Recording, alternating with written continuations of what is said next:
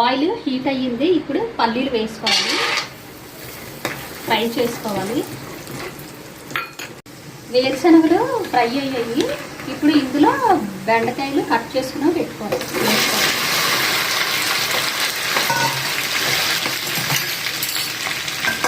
బాగా మిక్స్ చేసుకోవాలి. బెండకాయ ముక్కలు పల్లీలు బాగా ఫ్రై అయ్యాయి. ఇప్పుడు ఇందులో కారం 3 స్పూన్స్ కారం, 1/2 స్పూన్ పసుపు, 1 small spoon salt, 3 table spoons dry coconut powder వేసుకొని బాగా మిక్స్ చేసుకోవాలి. ఇప్పుడు బెండకాయ ఫ్రై రెడీ అయిపోయింది. చాలా టేస్టీగా ఉంటుంది. మీరు కూడా ఒకసారి ట్రై చేయండి ఈ రెసిపీ.